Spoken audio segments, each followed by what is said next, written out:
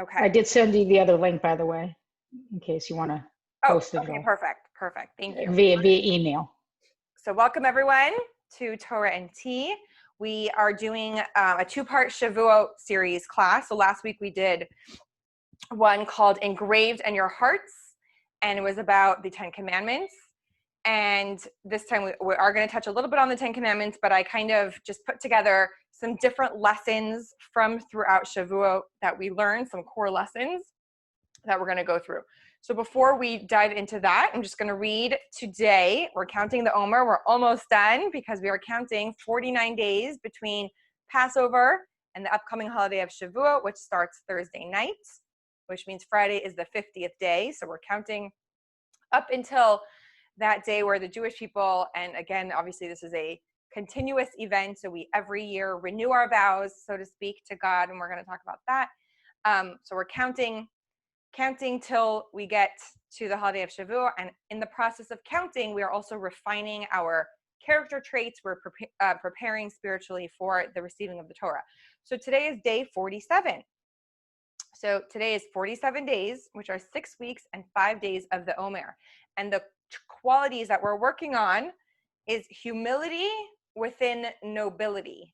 So Hod of Malchut. So sovereignty is God's gift to each individual. Hod of Malchut is the humble appreciation of this exceptional gift. Questions to ask ourselves. Does my sovereignty and independence humble me? Am I an arrogant leader? Do I appreciate the special qualities with which I was blessed? Acknowledge God for creating you with personal dignity. Okay. So that is for today. All right. So hopefully you have, hopefully you got the handout. If not, it's not a problem at all. You could follow along. 5 core lessons from Shavuot and Mount Sinai. And just for any of you here, I sent out a woman's email. Like from our Chabad email list, we have a category for women, and I have a woman's email. And so, okay. And so I just wanted to let you know that if you didn't get that email yesterday, it just means that for some reason you're not on our email, the woman's email list. So just let me know, and then I can add you on there so that you do get when I send out, here's the link, here's the information, here's the handout, etc. All right. So 5 core lessons from Shavuot and Mount Sinai. Okay. So these are kind of like, instead of having like one thorough topic, I kind of just incorporating different things from this holiday. Now, I do recommend for any of you that we're not at, we did a 4-part series on different women, and one of them we did is Ruth, who is very connected to the holiday of Shavuot. I recommend, if you weren't at that class, you can always go to jewishnovado.com/virtual, and you'll see all the recordings of all the Zoom classes we've done. And so you can watch the replay of the Ruth class, very connected to Shavuot, as well as the class we did last week, where we went really into the 10 Commandments in a very deep and more meaningful way. And in that class, I did go over the customs of Shavuot and how we celebrate. So I'll do it again briefly here, but I wanted, instead of doing like a basics, like a Shavuot 101 or just kind of covering the basics of how to celebrate, I feel like most of you are familiar with that, and I really wanted to go into some of the deeper aspects. But just in short, for how we celebrate, Shavuot is a really fun holiday. It's a very important one. It's kind of like, I feel like somehow it gets a little bit pushed under the radar. I'm not really sure how to say it, but it's really one of like the top 3 that, for Pesach, Passover, and Shavuot and Sukkot are the times they're called the Shalosh Regalim, the times that the Jewish people, when we lived in, all together in Israel and there was the Holy Temple in Jerusalem, everyone would like pilgrimage to Jerusalem. So it's like, it's one of the like top 3 holidays, but it became, I think, a little bit maybe lesser known or something like that. And we celebrate it with a lot of beautiful customs. So just in very short, we stay up all night learning the night of Shavuot. So this week it is this Thursday night. We stay up learning. We adorn our homes and our synagogues. This year it will be our homes with greenery and flowers. We have a custom to eat dairy. And so that's really fun that people get to go all out with, cheesecake and ice cream and pastas and whatever, lots of fun dairy dishes, blintzes, quiches, whatever you like, which is kind of different because usually we, have the traditional, festive meals that include fish and meat and stuff like that. So on Shavuos, we have the added fun of dairy. Let's see, what do we cut? And then, so the flowers, reading the book of Ruth and studying that. And then, of course, hearing the 10 Commandments, which if we had our synagogues open and were able to gather, we would hear the 10 Commandments being read from the Torah, and really a custom for all men, all women, all children, even infants, everyone to really be there while the 10 Commandments are being read, because we were all there. Our souls were all there at Mount Sinai receiving the Torah some 3,300 years ago. And this is really our renewing of our vows. Now, of course, this year, we're going to do this from the comfort of our homes. And the beauty of Judaism is, many beauties, but is that Judaism is not confined to any four walls, and definitely not the four walls of a synagogue. And I would say that 99.9% of Judaism is done in the home. And it's really a very home-centered thing, right? Like our synagogues could be shut and I'm still living my 100% Jewish life all of the time. And so this is really an opportunity for us to bring the holiday of Shavuot into our own homes, and you can study the 10 Commandments and you can learn the beauty behind them and really make it very meaningful and practical for you in your life. All right, so with that, let's dive into the 5 core lessons that I've put together from different areas of Shavuot.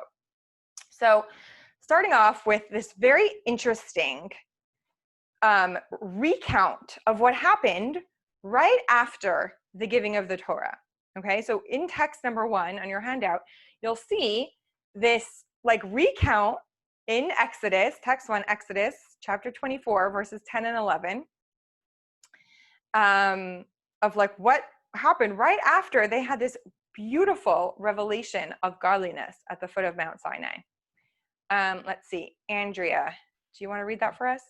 Sure. You're unmuted. And you can hear me? Yes, and we can hear you. And they perceived the God of Israel, and beneath his feet was like the forming of a sapphire brick, and like the appearance of the heavens for clarity. And upon the nobles of the children of Israel he did not lay his hand, and they perceived God, and they ate and drank. My kind of people. Exactly, right? So But why did they eat when they just experienced the greatest revelation in history? Exactly. And like the joke, I think they say that all Jewish holidays, okay, something is happening here with Madeline Florence. I don't know if any of you, she's trying to like enter, and every time I say admit, and then it just pops away, and then she's trying to enter, admit, trying to enter, admit. So I don't know, Tessa or Barbara or Rita or anyone who has Madeline Florence's contact information, if you want to reach out to her and let her, I don't know what's happening there. Trying to let her in, and it's just going over and over and over. Okay. So the very famous thing about, right, like the I don't know, some joke about how every Jewish holiday is basically like they tried to kill us, we won, let's eat. And that's like the theme of all the holidays. So here it's like so interesting. The verse tells us they just had this okay, I'm just getting very unsure what's happening with Madeline, because I'm trying to, it's just over and over and over, like this happened before with Madeline.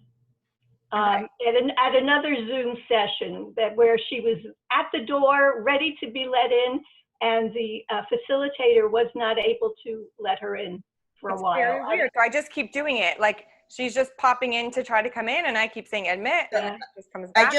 I just called her, and Okay. she said she's going to try to get in, maybe if she can figure it out, to get in another way. Okay. All right. It's a little distracting, and I feel bad. I don't want to like keep, this is just going on and on. I just emailed her again the link. Okay. Do you hear all the dings that I hear when someone tries to come in? Is that happening for everyone else too? No, but now I can't mute myself. No, we don't hear any of those. Yes, we hear them. Okay. Yeah, we hear the doorbell. I don't. All right. Hopefully Madeline will figure this out. All right, so that I don't keep getting distracted. All right, so yes, so we're talking about, right? They tried to kill us. We won. Let's eat. Eating is definitely a theme of our Jewish holidays. But really, if you look over here, it's like, what is going on over here? We have like this whole scene of Mount Sinai and the power of what happened there, and the thunder and the lightning and the godly revelation and hearing God's voice, right? And then it's like they perceived God and they ate and drank. So we're going to actually look at 3 different commentators and how they view what happened here. So it's really interesting. So Rashi, who is like the foremost commentator on the Torah that gives us actually like the simple meaning, makes it sound like it was a sin. Okay, so if we look at text number 2, Rashi, chapter 24, verse 11 says, he did not, oh, it's going on again with Madeline. He did not lay his hand, meaning God. This indicates that they deserved a hand to be laid upon them. Okay, so that's really interesting. So first we have Rashi here that says, okay, I don't know, I have to just remove her. Wait, Adina, does it mean a good thing or a bad thing when God lays his hands on people? Like it would be a bad thing, right? Like, in other words, lay hand is like, I'm going to punish you, right? I guess like if we use it for, not that we should use this. But sometimes they do blessings, like they hand on blessings. So right. Yeah. Okay.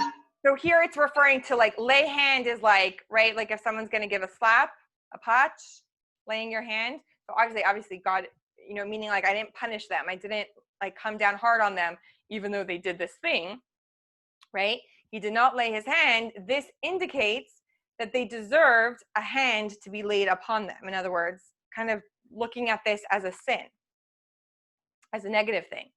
Unclus, who's in text number 3,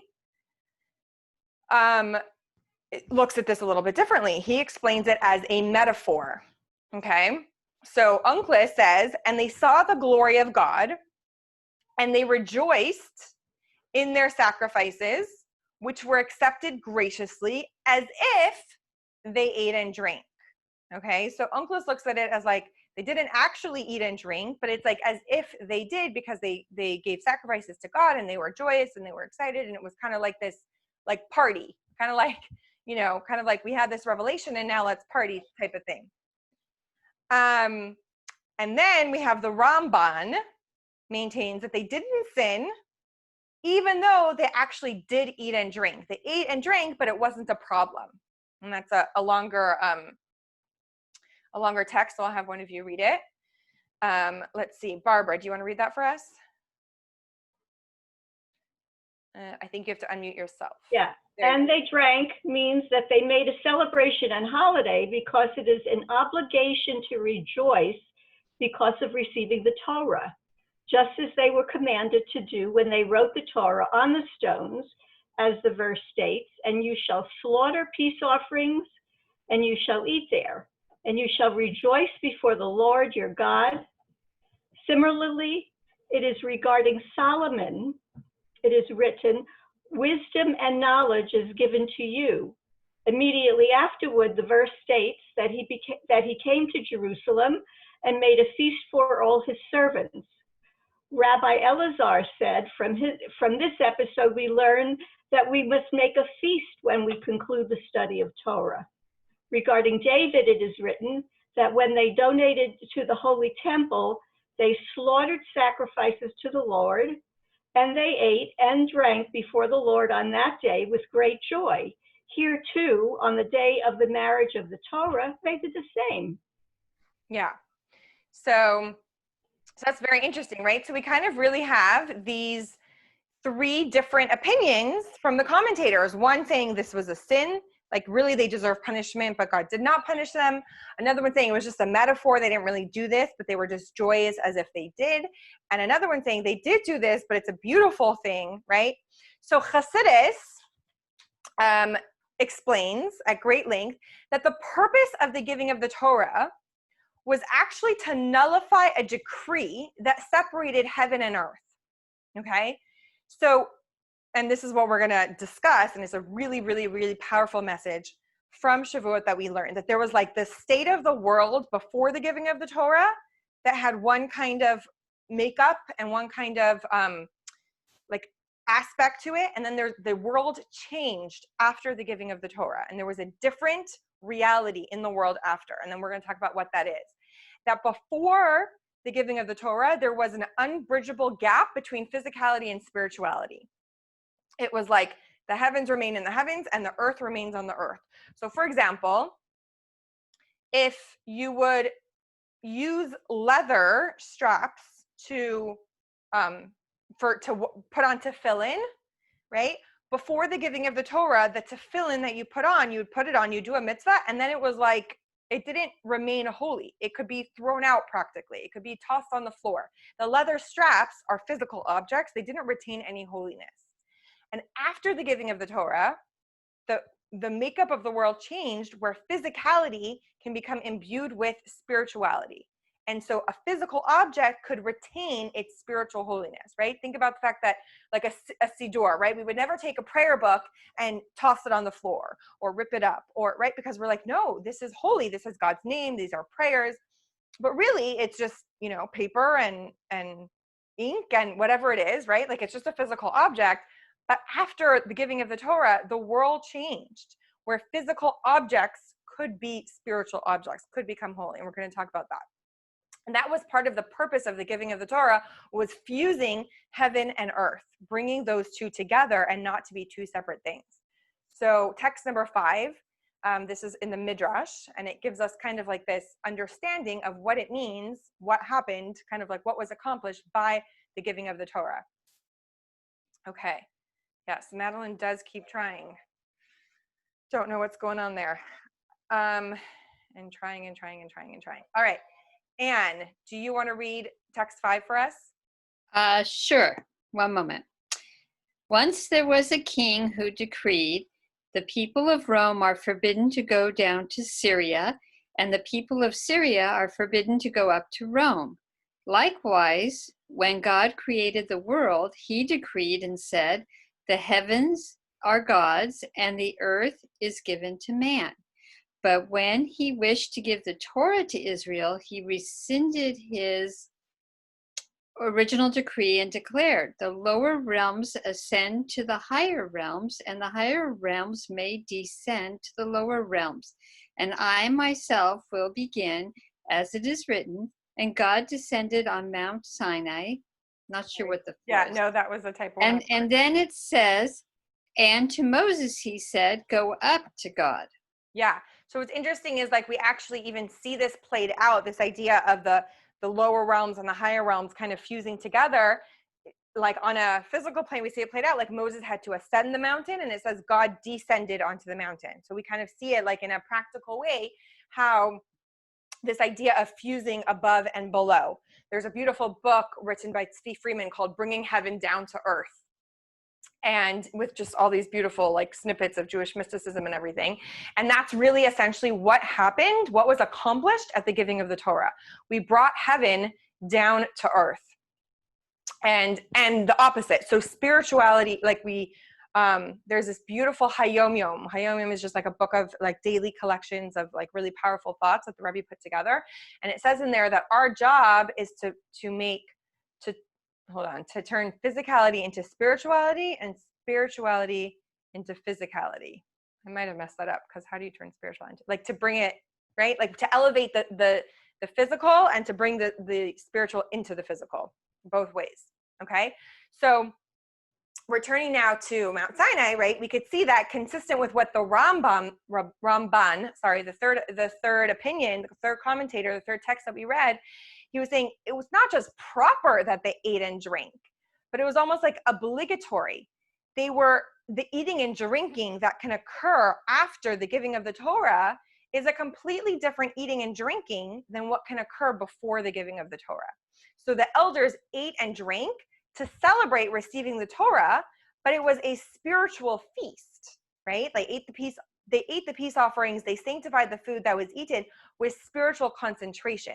So in other words, before the giving of the Torah, you could eat whatever. You could eat an apple, and it's just eating an apple. And after the giving of the Torah, eating an apple can be a spiritual experience, because you make a blessing on the apple before you eat it. You could have the intention, the kavanah, that you're eating the apple to get energy to go to Torah and Tea class and learn Torah, right? So there's something you can do with that apple to elevate it. And before the giving of the Torah, that wasn't a concept. That wasn't possible. So yes, they ate and drank, but the eating and drinking was like, again, like making it a physical reality, like doing the physical action of what is now possible of elevating physical activity. So even though we can now kind of resolve this contradiction, right? That even though the elders acted appropriately, we needed to learn that God did not stretch out his hand, like, or Harriet was saying, like God did not lay a hand on them against them, right? Again, because the verse points to, there's a distinction between eating in God's presence before and when it would have been a purely physical act. And if they would have done it as if it was done before the giving of the Torah, then it would be almost like sinful. Like, wait, how could you do it that way, right? Almost like they were deserving of God's hand being laid upon them. In other words, if they would have eaten as if it was before Matan Torah, then they would have been deserving of punishment, so to speak, right? Versus the eating after receiving the Torah, when the physical world was like permeated with godliness, the eating and drinking could be done in a holy way. And this is the way that these elders engaged in holy eating. And just to take it like one step deeper, in text number 6, this is adapted from the Alter Rebbe, when it talks about the nobles. Let's see, who would like to read that? Harriet, do you want to read that for us? You might have to unmute yourself. There we go. The Hebrew word for nobles, atzalai, shares the same root as the word etzal, which means near. The Alter Rebbe, the founder of Chabad, explains, he did not lay his hand, means that God did not place paralyzing fear within their hearts.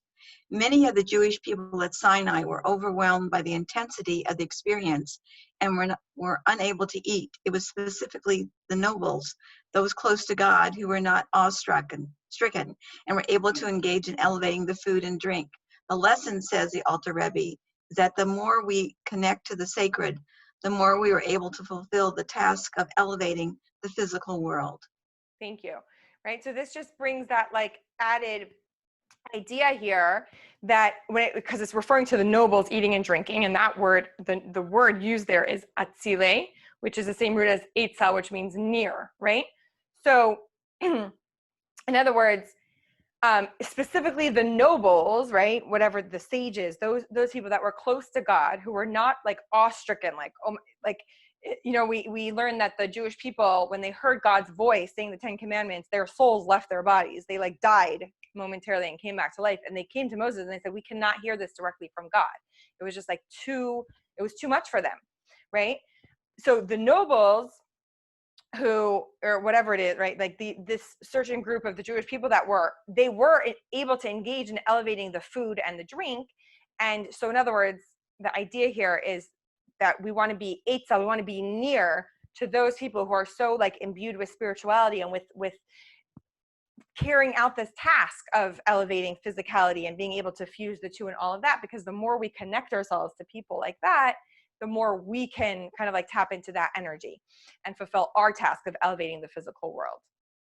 So that gets us to practical core lesson and application number 1. Let's see, Sharon, do you want to read that for us? Sure, just one second, I get back here. Okay, the world before the giving of the Torah and the world after the giving of the Torah was a completely different world. Afterward, physicality had the potential to be elevated to holiness and remain holy.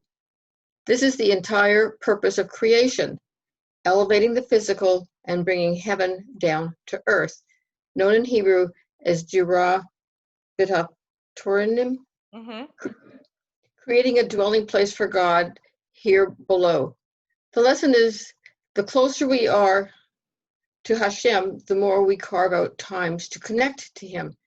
This allows us the greater ability to fulfill the purpose of creation, namely creating Dirah B'Toranim. Yes, excellent.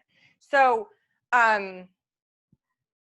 in the Zohar, actually, it's asked, like, why did God create the world? Why, like, there was godliness, there was, I don't know, like, why on earth would God create this like lowly physical world? And the Zohar says the answer is, and the Tanya and a lot of Hasidus, right, really expounds on this entire concept that we get from the Zohar, Jewish mysticism. In Hebrew, Nisaiva HaKadosh Baruch Hu Lios Lo Yisparech Dira Zu Betachtonim. That God had a desire, God had a craving, God had an urge to have a dwelling place in the lower worlds. So, like, yes, God could have not created a world and just been sublime, holiness, whatever that would have looked like. But God had an urge and a desire to have a physical world where there's challenges and illness and difficulty and very physical humans and objects and all of that. And for us humans to create a home for God here. So God's like, I'm going to create something that looks as opposite me as possible. And your job is to make me very, very comfortable there. Okay. And again, I think the Zohar and the Tanya speaks about it, like, why did God have this urge? And the answer to that is you cannot ask questions on an urge, on a desire, on a craving, right? When I was pregnant with Hadassah, I had an urge for hot peppers and ice cream, lots of hot peppers. Menachem and I, we were living in Brooklyn, New York, in Crown Heights, and we, one time, literally Friday night after our Friday night meal, we're like door knocking, finding someone who had hot peppers. It was quite a funny scene. But the idea is, like, why on earth did I have cravings for hot peppers? I have no idea why, right? Like, you can't explain why you have an urge for something. So God had an urge for a dira b'tachtonim, a dwelling place in the lower world, for us to bring godliness down here. And really, like, if I would just tell you our purpose in one sentence, like, that is it. I do bat mitzvah lessons and I teach bat mitzvah girls, and I tell them that. I'm like, you know how many people are in their 40s, 50s, 60s, 70s, and they're trying to find their purpose, and they're trying to figure out what the point of life is. And I'm like telling this to you right now, right? Like, we all have it. It's one thing. It's very clearly laid out for us in Torah. We're so lucky to have it. It's just like a sentence, right? God wants a home in the lower world. And so our job is literally just to make this home a world for God. And I tell this to my bat mitzvah girls. I say, like, if you have your own room, like, what makes it your cozy place? What makes it that you're like, oh, my room, right? And some of them say it's my, this pillow that I just absolutely love. And some of them say it's my bed. And some of them say, whatever it is, like my specific linen or whatever it is that they just feel like they come into their room and they're like, oh, this is mine, And for all of us, that could be like in our homes. What makes us walk into our home and feel like, oh, I'm home. I get to just be myself. So let's just say they're like my fuzzy slippers. I'm like, every time we do a mitzvah, we literally are handing God a pair of fuzzy slippers where he's like, oh, now I feel comfortable here, right? So when Jewish women and girls light Shabbat candles on Friday before sunset, we're like handing God his fuzzy slippers, like, oh, now I'm comfortable. And it's just over and over and over. And especially after the giving of the Torah, this is what we get to do. We get to bring spirituality, like fuse the two, literally take physical objects and make it holy, make it spiritual. We get to eat an apple, and the experience of eating the apple does not have to be just a physical, like, let me just, help my taste buds. So it's really, really, really powerful to like really contemplate on this, that this is like the giving of the Torah handed us our purpose in life, right? It's like this, the climax of creation truly happened at Matan Torah, right? Because if that was God's original intention for creating the world was, I want to have a physical world that people could even choose to not believe in me. People could choose to deny my existence. Like, that's how lowly and physical it could be. And yet what I want is for them to create a home for me there, right? When was that dream of God's like realized and brought to fruition? Was at the giving of the Torah. God saying, okay, here are my people, here is the Torah, and here's exactly how we do it. So that would be core lesson number 1, which is really, really foundational to the giving of the Torah. Does anyone have any questions on that before I move on to the next one? Adina, I do. It's Anne. Yes. Okay. So when you were talking about the difference between eating an apple and before and after, and how after giving the Torah, there's this whole more sense of physicality and holiness. Yeah. So that made me think about the blessings that we say, like before eating an apple or before bread or before wine. When and where were those blessings that we say, which by thanking God for giving us something, it is elevating the object to something holy. Yeah. When were those blessings created? Were they created in the Torah? Were they created by rabbis years later? When were they created? Okay, that's a great question. And Adina, Debbie Handler wanted to ask a question too. Okay, fantastic. Let's see. Okay. No, you go ahead and answer that one. I can answer after. Okay. All right. So Debbie, you're up next. You'll tell me your question. So that was a great question. So at the giving of the Torah, at the event of the giving of the Torah at Mount Sinai, there's the 10 Commandments, then there's the written Torah, and then there's the oral Torah. Okay. So the written Torah is known as the 24 books of Tanakh. And primarily in there is the 5 books of Moses. And then there's the oral Torah, which was always passed down verbally from, right, like Moses and teaching it to the elders and the elders teaching it to the people, and like it was just always taught down, parent to child. And then eventually it had to be written down so it wouldn't get lost in what we have today as the Mishnah, the Talmud, Jewish law, Shulchan Aruch, and Midrash. It was all like the oral Torah was written down. So it was always an oral tradition until it was written down. So for example, in the Torah, a verse in the 5 books of Moses is V'achalta v'savata uveirachta as Hashem Elokecha. You should eat, you should be satiated, and you should bless your God your Lord, right? So clearly there's like a mitzvah there that we don't just eat and then move on with our life. We eat, and then there's a blessing to say okay, and then there's a blessing to say afterwards. Now, what is that blessing?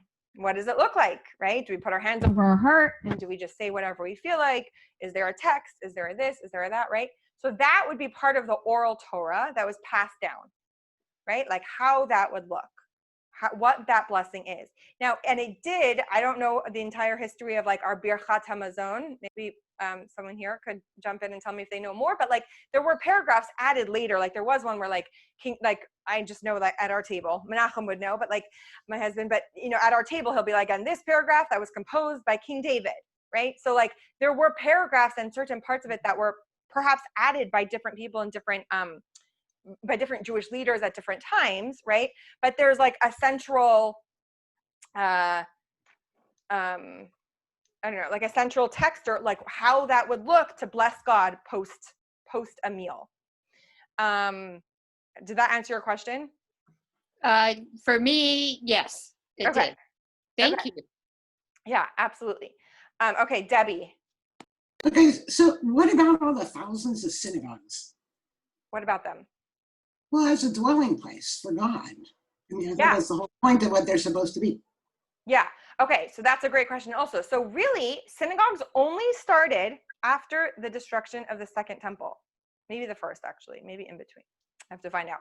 In other words, synagogues are not a concept, technically, in Judaism okay, let me try to explain this a little bit better, right? So exactly what you just said, what about a dwelling place for God? So like the Holy Temple, so it started off as the Mishkan, which is the traveling tabernacle, right? They had it, they would take it apart and put it together, take it apart and put it together in the temple, in the desert. And that was shortly after the giving of the Torah that was already part of something they did. So in other words, God said, yes, I want a dwelling place in the world in the sense of I want the whole world to be this place where I just feel comfortable, I feel revealed, I feel loved and welcomed and all of that.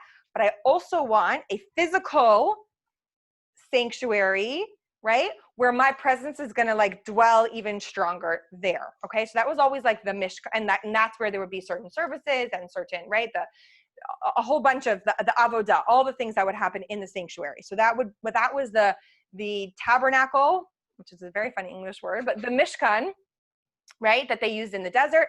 When they got to the land of Israel, it was to build the holy temple, right?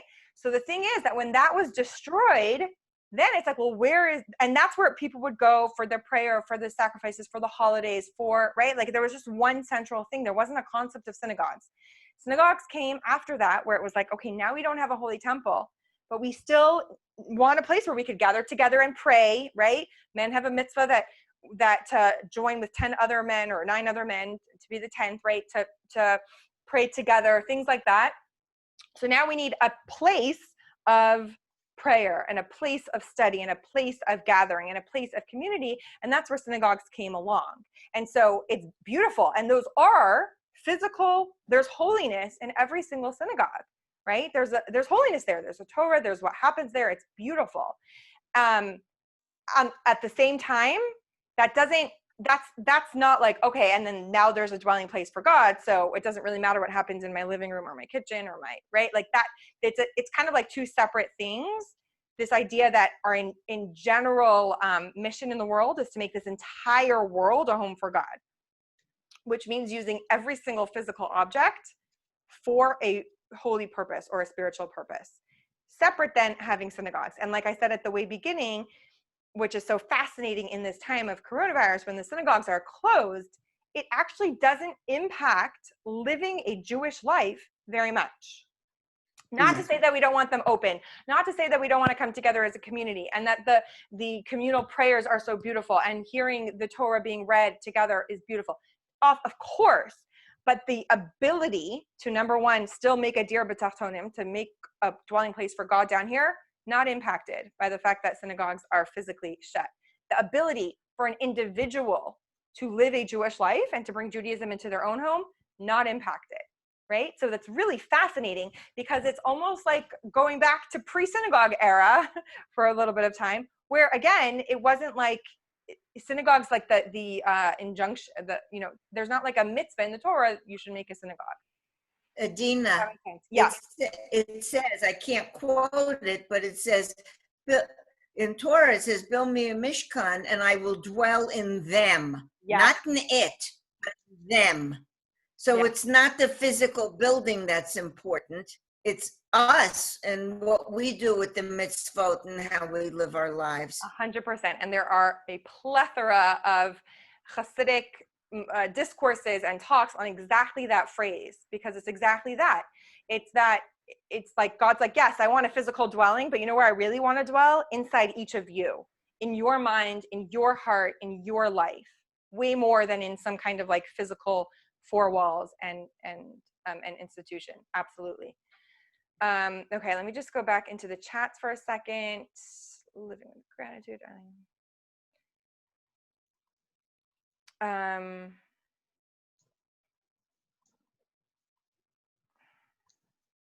Okay, don't think there's any specific questions, but some beautiful comments. All right, does anyone else have a specific question before we move on?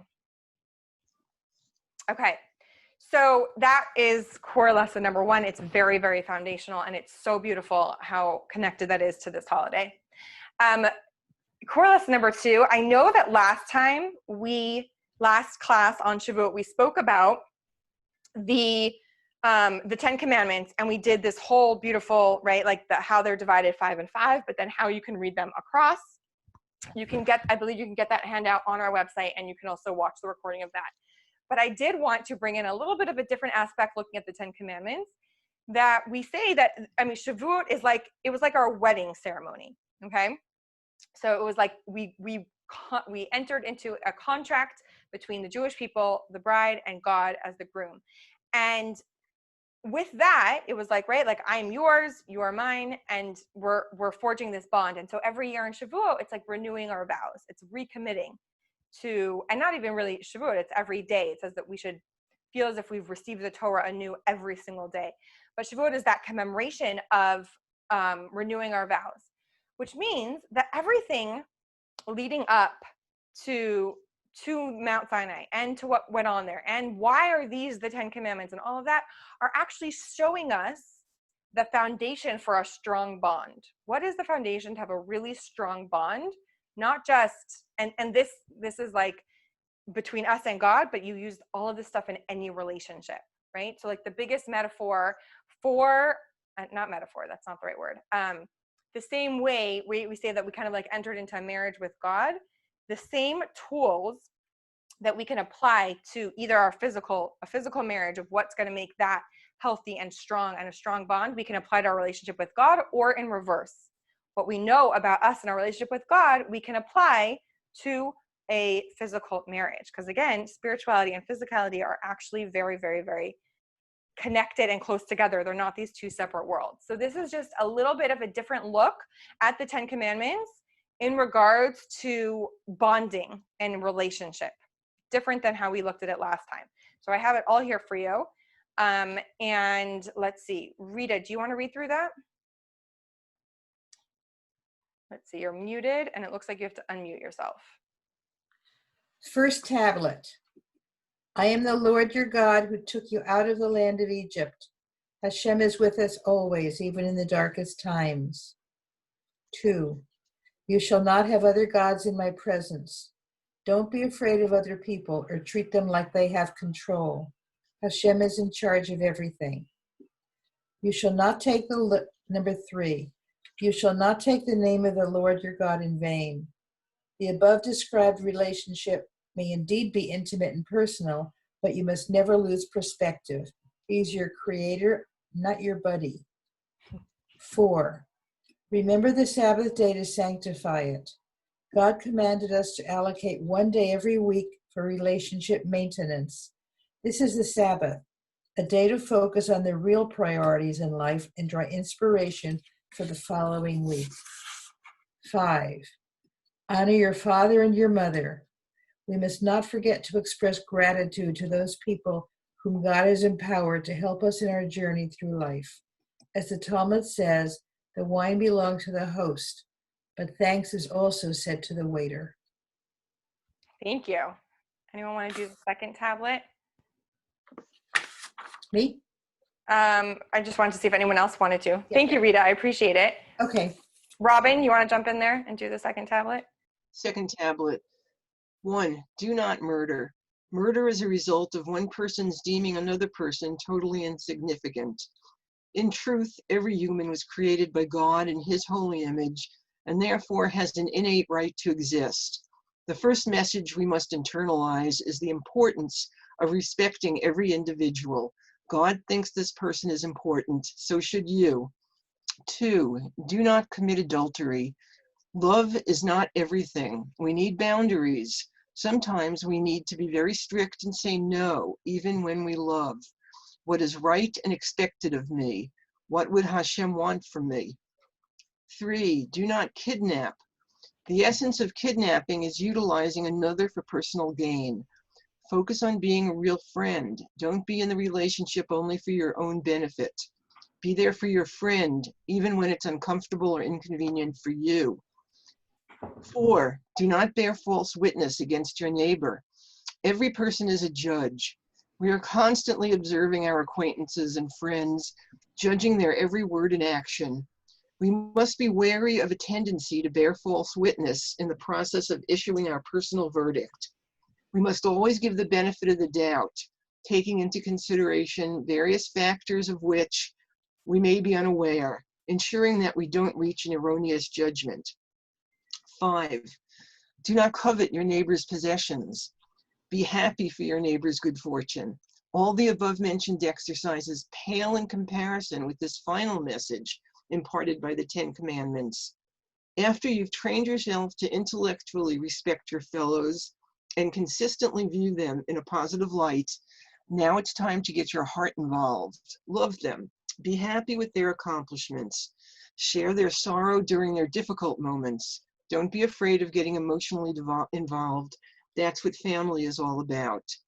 Once this is clear, then the rest of the rules come on a journey, one step at a time, just like the 40-year journey of our ancestors. Got it. Thank you. Yeah. So that's like some really powerful, like the bond, like what does it take in an essential relationship to really create that bond, which then gets us to practical core lesson and application number 2. Let's see. Maria, do you want to read that for us? Sure.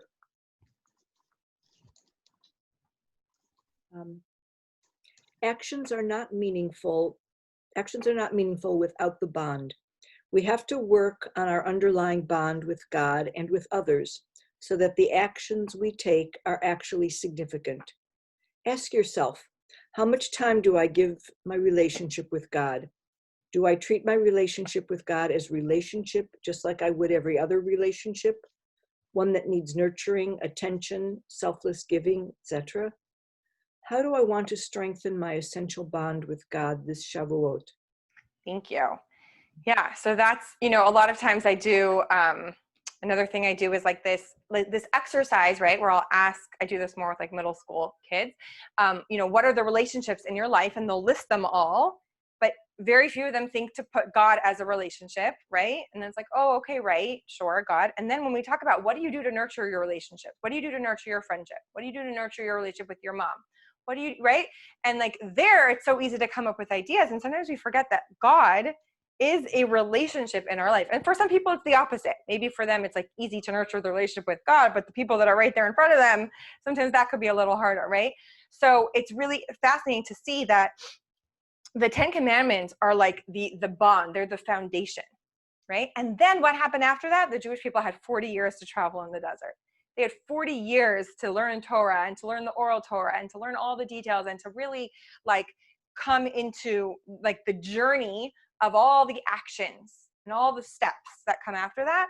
But a strong foundation in any relationship comes first. And that's what we see from the 10 Commandments. Are they the most important mitzvot? No, not necessarily, which is a common myth. Like these are the top 10. I don't know if these are necessarily the top 10, but they have foundational messages for us that those are like the top foundational messages would be in these 10 Commandments. Adina? Yes. I always heard the 8th one is don't steal, not kidnap. Yes.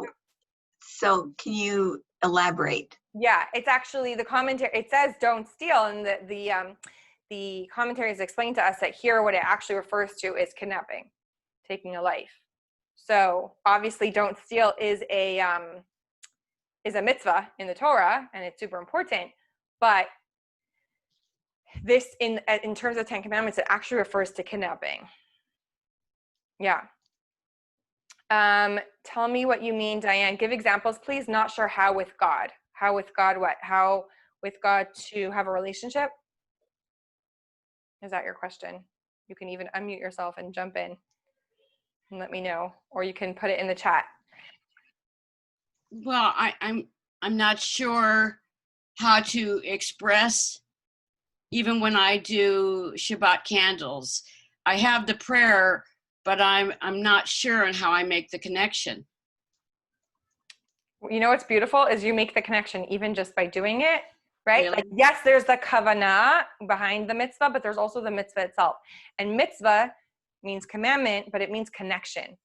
That's really like, that's the true deep underlying thing. So literally just by lighting your Shabbat candles and making a blessing, right? 18 minutes before sunset within that window, you are connecting automatically. What do I envision though? That's the hard part. I'm a visual person. I'm when I do the prayers, I'm not sure what to hold in my mind's eye. You mean like what should I be thinking to my, like, so there's like the physical, right? Like doing the mitzvah, making that connection. And then there's like the beautiful, like all your intention, like especially candle lighting. It's a time, right? We cover our eyes and we pray, and you can ask God for anything. And it's your own personal time to connect. But do you find that the people you love, their images come up in your mind's eye, or is there a visual for God? No, I usually in candle lighting, I actually think about all my loved ones and us. And yeah, I do too. Yeah. Okay. Yeah. But even just the knowledge that when you're doing something that God wants, right, that is connecting to God. When you're doing any mitzvah, that is connecting to God. And we're actually going to get into like the 3 types of connections. Thank you. There are various types, and we're going to get into that. I'm frequently looking for sincerity in myself. Yeah. And when I do the prayers, focusing in some way. But yes, family members are exactly what comes up. Yeah. So I don't think like what's really amazing and incredible is, right, like a lot of times we have this image of being spiritual, means, right, going on the mountaintops, meditating, you know, getting away from all the physical, getting into a trance, whatever it is. And Judaism, actually, it's not like that. It's so amazing, right, that you can like literally stand in your kitchen and use flour and eggs and oil and all of that and like do a mitzvah by making challah dough and doing the separating the challah.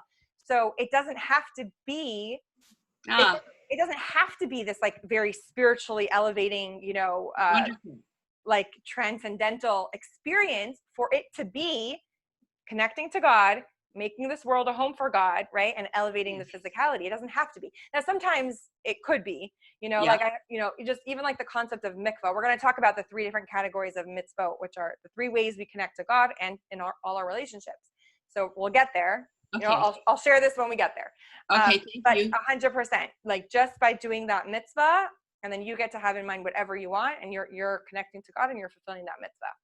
It's a great reminder to me that for Jews it is very physical and not transcendental necessarily. Right.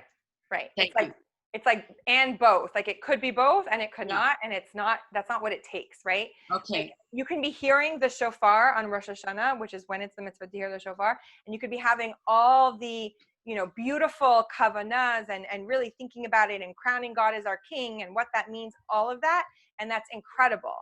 And I remember my high school teacher saying it's possible that your entire kavanah will be, please keep my kids quiet so they don't ruin this moment for everyone else in synagogue. And she's like, and that is such a holy thought.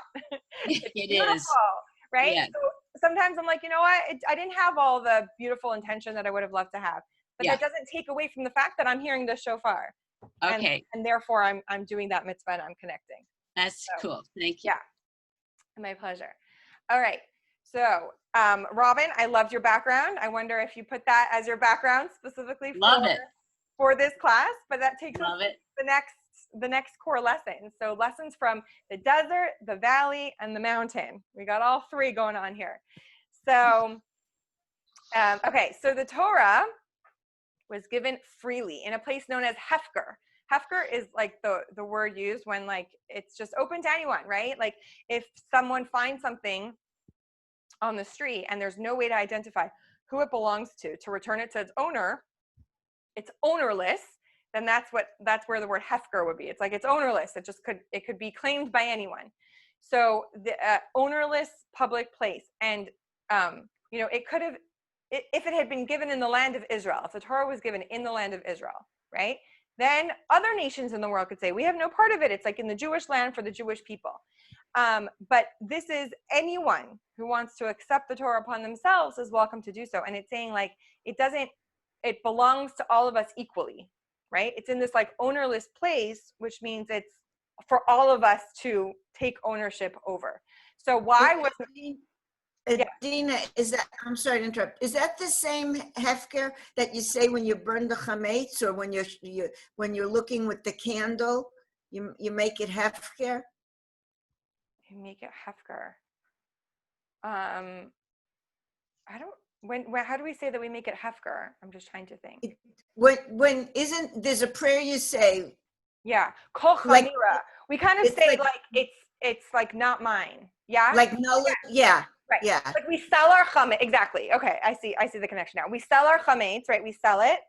Yeah. And it doesn't belong. We have like a transaction where like I'm going to sell it to someone who isn't Jewish because they can own chametz over Passover and I can't, right? So now I sell it. And then anything else where I maybe missed it and I didn't find that crumb or that thing or that whatever. Right. It's kind of like it's not mine. I'm releasing ownership of it. Yeah. So is that the same word or the same meaning as? I don't think we use the word hefker in kol chamira.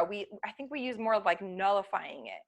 No, like it's null and void. Yeah, it's like null and void. I don't think we use the same word, but I think it would be like the same concept, right? Like it's not like if it's there, it's not mine.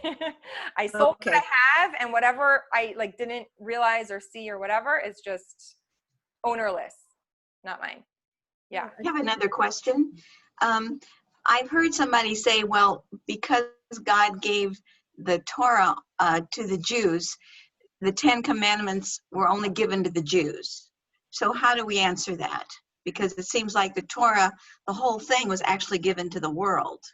So it's kind of like interesting because it's not like a separate, like the non-Jews have the 7 Noahide laws, which encompasses a lot. It encompasses a lot of morality and values for them.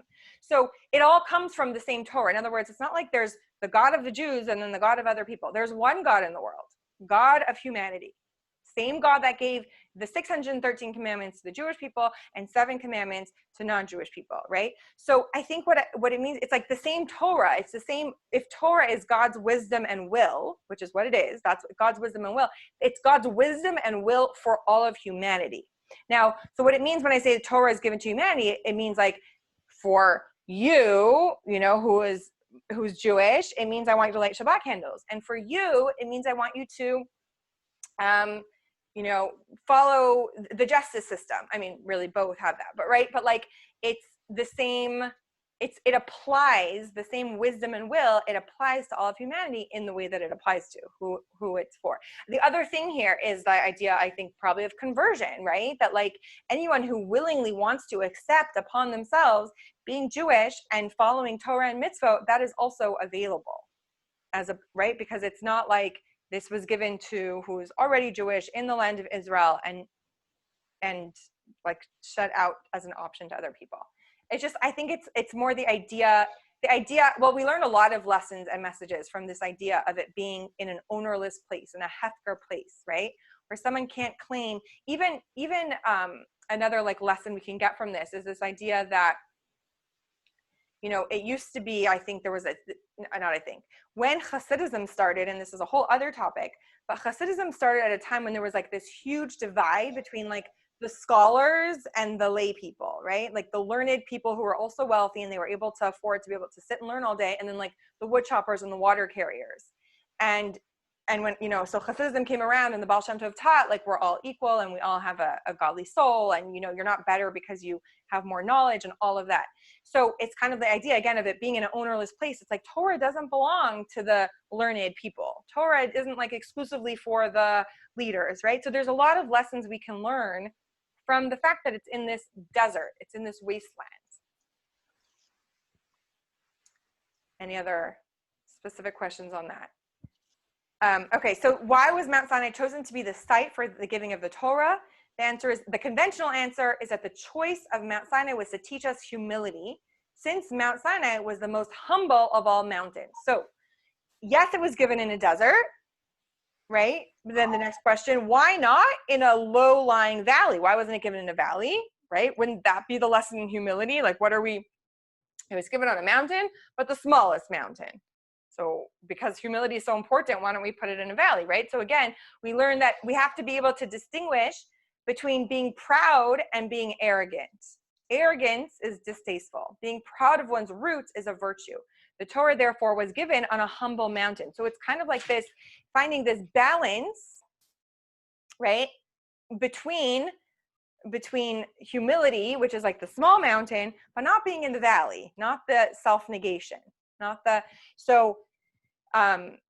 it says, you know, there's a midrash that all the mountains were kind of arguing when God said, I'm going to give the Torah on a mountain. And, you know, this one mountain that was the biggest mountain said, give it on me. I'm the biggest mountain. Another mountain said, I'm the most beautiful. Give it on me. Another mountain said, I'm the widest. Give it on me. They're all arguing, right? And like little Mount Sinai was like, God's not going to pick me. I'm small. I'm not beautiful. I'm not covered in greenery and flowers. Like, there's really nothing that stands out about me. And so Mount Sinai didn't even like join the arguments of the mountains to request to be given on him. And that is exactly why God said, I pick you, right? Because I want that message of like, yes, it's important to be a mountain, but also what kind of a mountain. So we learned that very powerful lesson. And then a mountain, and in the desert also represents, like, again, it's like simplicity. It's like a wasteland. It's hefker. It's ownerless. It's just like, it's not all, you know, pomp. There was lots of pomp by the giving of the Torah by Mount Sinai, and that was all miraculous. But the desert itself is pretty, you know, barren, and it's just its simplest, most purest, most authentic self. And God saying, that's what I want from you also. I just want your essence, like the bare you, right? Not your mask, not your fluff, right? I just want you alone, that kind of thing. Okay, text, let me just check the chat really quick. All right, Gail had to leave and Debbie had to leave. If you guys didn't leave yet, Thank you for joining. Okay. And so Diane, being proud of our accomplishments, I don't think is not humble. Actually, here's like the way we would put the two together. It's like, I'm so proud of my accomplishments, and my accomplishments are only accomplished because I have God's blessing and help, right? So it's not like, here, the difference would be when someone really feels like, I'm so great, right? When they look in their bank account and they're like, look what I've created because I'm so amazing. They look at their resume and they say, look what I've built up because so it's like, acknowledging our own accomplishments is extremely important, and acknowledging that the only reason we were ever able to do any of it is because of God's blessing. So it's the two together. That is that balance between humility but not arrogance, right? Arrogance would be like, I'm just amazing in and of myself, and I did all of this because my essential, fantasticness, versus like, look what I've done, look what I've accomplished, look how incredible, and all thanks to the blessings that God has bestowed on me. Okay, text number 7, adapted from the talk of the Rebbe. Do you want to read that for us, Naomi? I think you have to unmute yourself. There you go. Text 7, adapted from a talk of the Lubavitcher Rebbe. Everyone knows that the 10 Commandments were given by God on Mount Sinai, but why Mount Sinai in particular? The Midrash tells us that Mount Sinai was not the highest and most splendid mountain. In fact, it is described as being the lowest of all the mountains which might have been chosen. Nevertheless, God chose Mount Sinai for the giving of the Torah in order to teach an important message, to tell us that humility is a prerequisite to the learning of Torah. Torah comes from God. When hearing an instruction from the Torah, we need the ability to listen. This is a rare quality. Usually our own egos get in the way. We hear our own ideas, not what the Torah is saying. Humility is the step beyond our ego, a mood of selflessness, which makes us receptive to the Torah. Thus we say at the end of the daily Amida prayer, may my soul be to all as the dust, open my heart to your Torah. A Hasidic comment on this idea goes a step further. Surely, if the emphasis is on humility, why choose a mountain at all? Wouldn't the message have been more keenly felt if the Torah were given on a flat plain, or even better, in a valley? The puzzle is explained. Oh, no, go ahead. No, go ahead. The puzzle is explained as follows. You explained this, Adina, very well already. But while humility is important, there are also many occasions in Jewish life when a more determined and forceful approach is demanded. Personal self-sacrifice, steadfastness in the face of ridicule or contempt, the readiness to suffer for Judaism, as Jews in communist Russia did for many years, are responses that are sometimes required. It is interesting that right at the beginning of the Code of Jewish Law comes a statement, do not be embarrassed by mockery and ridicule. If one were to waver in observance of the Jewish law simply because of the derisive criticism of others, there would soon not be much observance of Judaism left at all. So one needs both qualities, humility and strength, the ability to listen and also the firmness to be able to stand up against the current. Both qualities are expressed in the image of Mount Sinai. Thank you. All right, so that gets us back to, right, the practical core lesson application, 3 and 4, because we have this dichotomy over here, finding the right, or this balance, finding the right balance between humility and pride, which is not self-negation and not ego, right? It's a very delicate and perhaps challenging balance, but we have the ability to do it, bequeathed to us by Mount Sinai itself. So it's actually a very powerful lesson that God wants to teach us through choosing Mount Sinai as the place to give the Torah. Okay, Diane, tell me what you mean. You can explain your question more if I didn't answer it. I wasn't sure if that was a new question or if that was a continuation of it. When you're talking about you said the PhD and Chabad dismisses. Anyways, jump in there if you want to unmute yourself and ask anything else. All right. Okay, thank you. All right, so we're getting up to core lesson number 5. So again, let's go back to Shavuot. What exactly is Shavuot? It is our wedding ceremony. It is our, the giving of the Torah was our wedding ceremony, and now it's our yearly anniversary, right? With God, every single year, we renew our vows, we reaccept our relationship once again. And, so the Jews, they were in exile, they were in Egypt. God takes them out, chooses us as his bride. And then we have that 7-week period, right, that we're in right now, the Sfirat HaOmer. We're counting each day. We're working on ourselves. We're refining ourselves. We're getting out of slave mentality, which is where the Jewish people were, very much in slave mentality and in survival mode. So they weren't really capable yet of giving and receiving. They weren't capable yet of being in a relationship. They were getting ready to understand what it really means to be in a relationship, to give and receive. And only after they refined themselves, when I say they, it's really we, because we were all there on a soul level, but only after refining themselves, then they're ready to really get married. And that's where we come to the holiday of Shavuot, where God brings them to the foot of the mountain, their wedding hall. And we already discussed why he chose Mount Sinai as their wedding hall. And not only that, right, so like Moses goes up the mountain, God comes down the mountain again to show that, like, that giving and receiving, that idea of fusing spirituality and physicality. The ideas we learn again that we just discussed from the mountain, that it was the smallest, yet it was still a mountain, right? Because ego can ruin a relationship, like too much pride and self-inflation can ruin a relationship, but yet too much self-negation and just kind of like becoming a shmata, right? Becoming a doormat. That can also ruin a relationship, right? So we learn this really powerful idea about relationships, how we have to show up in them for a healthy relationship. And then the wedding begins. There's the cloud above them. There's the thunder and the lightning. The lightning was like the photography. The thunder is the band playing. So they really had a whole chuppah, right? The mountain was sprouted flowers, Mount Sinai. That's why we have the custom to adorn our shuls and our homes with greenery and flowers, because the mountain sprouted greenery. And that was like, we have flowers at our wedding. So it was like really like the full wedding scene. And now they really have to learn how to give and receive. Oh, and then the Torah, the ketubah, the marriage document, is really the Torah, right? And then the 10 Commandments, that's another thing. Moses didn't actually get the physical 10 Commandments, right, at the giving of the Torah. Then that's when he went up the mountain for 40 days and 40 nights, right? Came down the mountain, sees the Jewish people worshiping a golden calf. He comes down with the luchot, with the tablets, and he throws them down, because he's like, if I break the marriage contract, then they didn't do anything wrong. So anyway, that's a whole other story.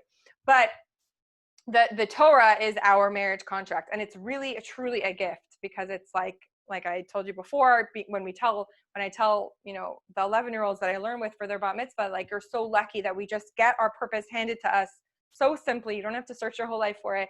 Same thing with Torah. It's like God's like, here is your owner's manual. Here's exactly why you were created, exactly what you're here for, exactly how to have a relationship with me.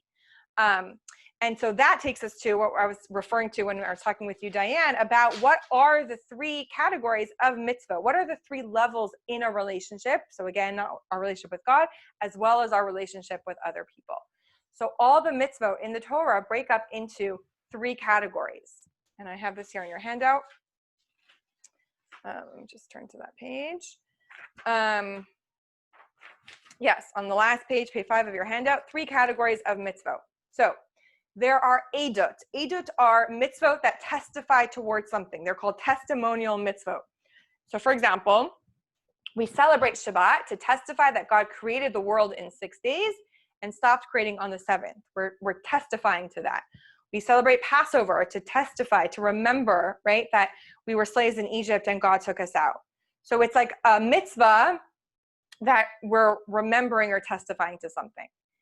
Then I kind of put it in whatever order here, but I think I would put it in a different order. I would start with number 3, then go to number 1, and then number 2. So I'll just jump to number 3. Mishpatim are like the logical, moral mitzvah, right? Don't kill, don't steal, don't commit adultery, right? A lot of what's on the 10 Commandments, those are like the mishpatim that probably, even without a Torah, you and I as human beings might come up with on our own. So those are mishpatim. And then we have edut, right, which testify to something. I gave you some examples of that. And then we have chukim. We have the supra-rational laws, the mitzvot that make no sense. We're like, why? Why does God want us to eat animals that only chew their cud and have split hooves? I have no idea why, right? And yes, there are mystical things and there's lessons we learn. We have lots of mystical and lessons from every mitzvah. But at the end of the day, it's really because God wants it. Mikvah, so this is what I was about to say before. Mikvah is one of those. Like, why does immersing in this body of water that has, it's connected to natural rainwater, right? Why does it create this change in your status or in your experience? It's a super rational law. So what I was saying before, right, when sometimes we have these like really powerful, maybe transcendent experiences and godly experiences, and sometimes we don't, but we're still doing the mitzvah, right? So, a really fantastic Rebbitzin who speaks a lot about mikvah. She said, sometimes you're going to go to the mikvah and it might be this beautiful, connecting experience with God or whatever it is. And she's like, and sometimes you're going to come out and you're just going to be wet, right? But at the end of the day, it's still a mitzvah. So like, is it beautiful to have the kavanah and the feeling and all of that? Yeah. Is it necessary in a bond? No. So this, if you actually take these concepts back to, right, these three mitzvot, categories of mitzvot in our relationship with God, they actually apply to all of our relationships as well, okay? So if we just take it back to like the marriage idea, think about it like this. Mishpatim. Mishpatim would be the basics of what you would expect in a marriage, maybe, right? Like whatever it is. Again, everyone has a different setup, but let's just say the husband's the breadwinner and he's supporting the family, and you're like just expecting, yeah, my husband's going to provide for the family, and the mother is taking care of the family or in the home or whatever it is, right? Whatever, in the meals, whatever it is, however you have your setup. But it's just like the mishpatim are like the basics that we would just come up with, like, yes, this is how our marriage is going to be, right? Then we have the edut, right? Which again, with God, it's like the testimonial, like remembering things. But these are things that bring us like a higher understanding of each other, a deeper connection, right? So you might go out on a date night with your spouse, because then you get to know each other better. You get to understand each other better. You spending more time together, communicating your feelings, bringing the other person a gift, right? So if you think about it again with the mitzvot that are edut, it's like we're understanding God more. God's like, listen, I created the world in 6 days, but I want you to have a day where you stop, where you're not busy doing all the same things you're doing the other 6 days of the week, where we stop, we have a maintenance relationship maintenance day, right? Like, so that's where it gets in, again, in a practical relationship and a godly relationship. And then we have the third category, which is so important. It's like, I don't get why you want this. I have no clue why this is important to my spouse, why he wants it done this way. I'm sure all of us can come up with something where you're like, why do you like it done like this? Right? So I'm trying, like, nothing's coming to mind right now, but like, I'm sure I have plenty. Right? But this is what makes you happy. So I'm going to do it because that's just how you want it done. Right? The pickles, the hot pickles. The hot peppers, right? So my husband's like, why does my pregnant wife want hot peppers? What? Okay. I didn't even know why I wanted them either, but he's like, fine, we'll go find some. Right? But it could be anything. It could be something small. Like, I hate, like, this is one of mine. My husband doesn't do it. So, but it just comes to me like, I can't stand dirty dishes in my clean drain dish. Right? So I'm like, dirty dishes go in the sink. And then we'll wash them. We put them in the drain, but I can't stand finding dirty dishes in my drain. He doesn't do that, but that's just what came to mind. So it could be that my husband's like, I don't get it. Like, why not? I like room in my sink, so I'm going to move the dishes, whatever it is. He doesn't have to understand it. He's just like, you're my wife. This is what you want. No problem. Right? So it's a very important aspect of our relationships to not understand everything. Right? And we could try, and we could this, and we could that. But like, at the end of the day, it's like, I am bonded with you. You are bonded with me. We are in this relationship. I'm going to do things that don't make sense to me. And that's this level of mitzvot for us. So, so again, that's, yeah. So this gets us to practical core lesson and application number 5. Let's see. Does anyone not read that wants to jump in and read that for us? I feel like you've heard my voice for a long time. Let's see. Sandy, do you want to read that for us? You're muted. I think you have to unmute yourself. It's not letting me do it. I'll do it. Okay. Yeah, I don't have it, so do it. Okay. No problem. So practical core lesson and application 5. Just as there are categories of mitzvot, so too there are 3 levels, categories in our relationships, both with God and with others. 1, basic common decency and respect. 2, deepening connection and higher understanding of each other. 3 is going above and beyond our own intellect, reasoning, and desires. Ask yourself, how can I incorporate all 3 into my most significant relationship? How can I incorporate all 3 into my relationship with God? Thank you. Yeah. So really to end off, Shavuot is this energy is renewed every single year, right? The energy that we had at Mount Sinai, the energy of forging a strong bond and committing to a relationship, this same energy is renewed every single year.